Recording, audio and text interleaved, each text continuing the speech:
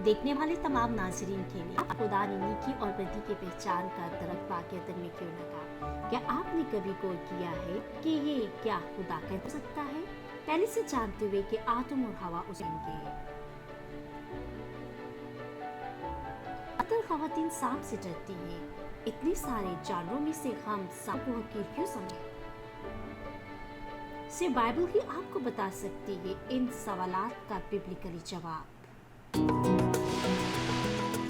पैदाइश 3:6 आयत। औरत ने जब देखा कि वो दर खाने के लिए अच्छा और आंखों को खुशनुमा मालूम होता है और अक्ल बख्शने के लिए खूब है, तो उसके फल में से लिया और खाया और अपने शौहर को भी दिया और उसने खाया। आमीन।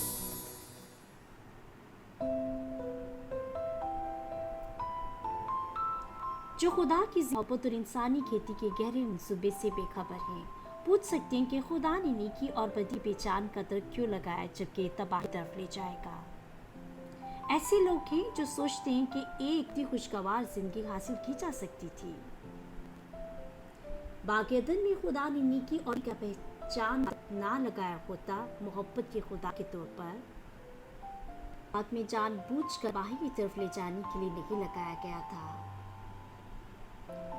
फिर खुदा ने नेकी और बदी की पहचान का दर्द बाग में क्यों लगाया? और आदम एक इंसान के पास मौत की सिवा कोई रास्ता क्यों था? खुदा ने पहले इंसान आदम को तख्लीक किया, जो एक इंसान बनकर जिंदा रहा, जो एक इंसान बन अदन के बाग में पूरी कसरत से। बाग के बीच में का दर्द नेकी और बदी की पहचान का दर्द अदन से दरिया के साथ। की पैदाइश 2:18-25 आयत में ये आदम के लिए अच्छा नहीं था।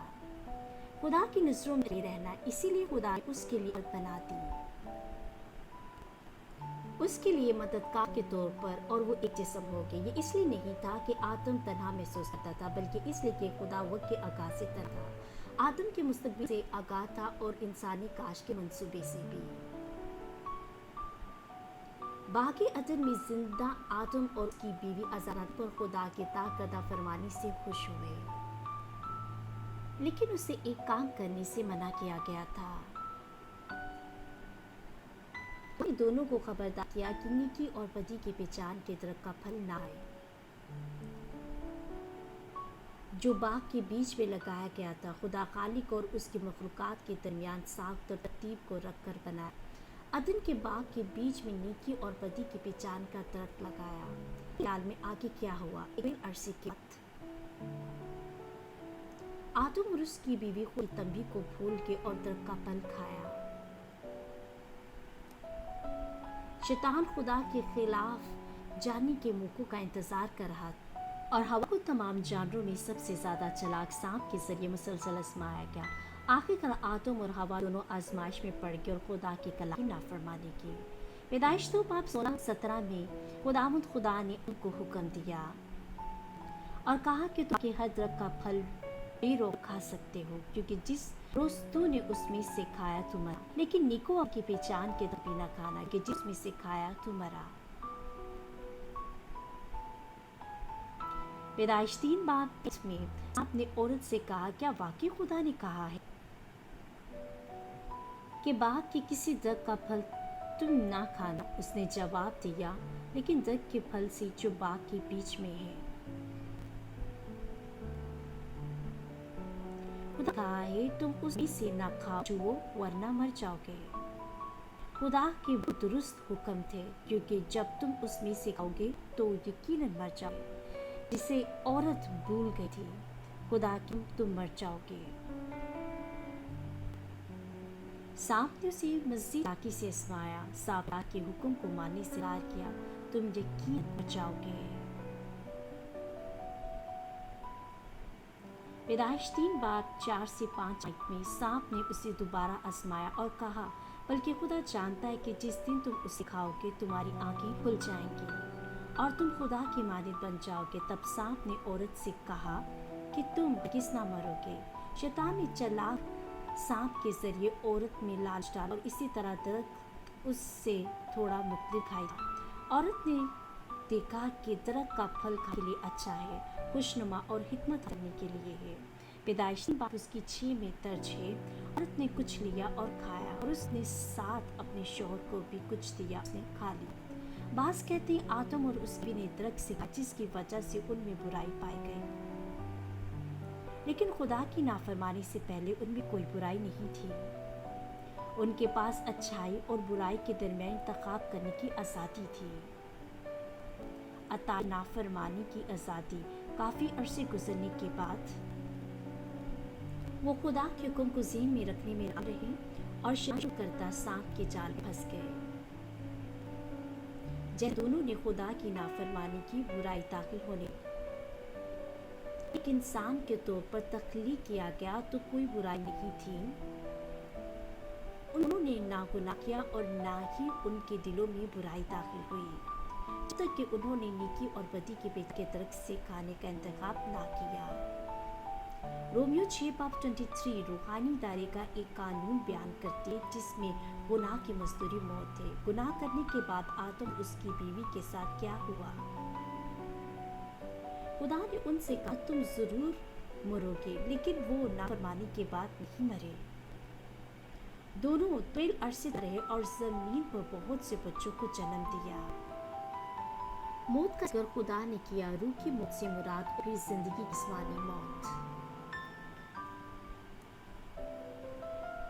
पहला तसल्लियों 5:23 आयत में लिखा है, खुदा के साथ बातचीत एक जिंदा रूह के तौर पर मुमकिन थी।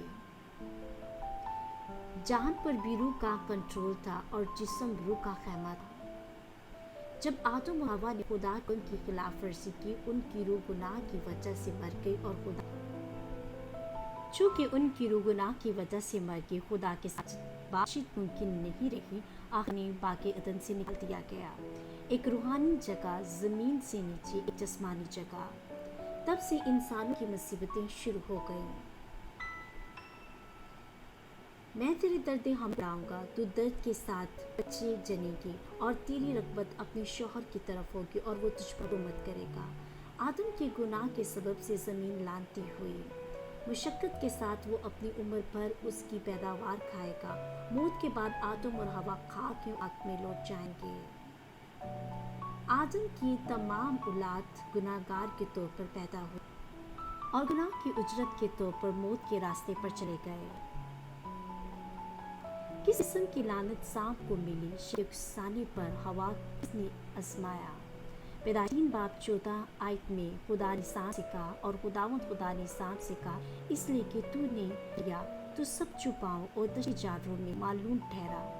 तू अपने पेट के बल चलेगा और अपनी उम्र पर खाक चाटेगा। क्या आपने कभी सांपों को मट्टी खाते देखा या सुना है?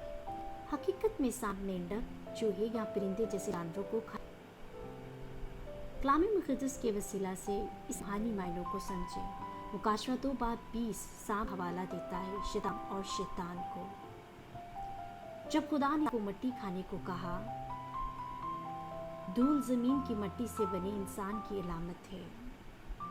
आयत रूहानी तौर पर शैतान की तरफ इशारा करती है और शैतान उन लोगों का इशारा करेगा जो अंधी।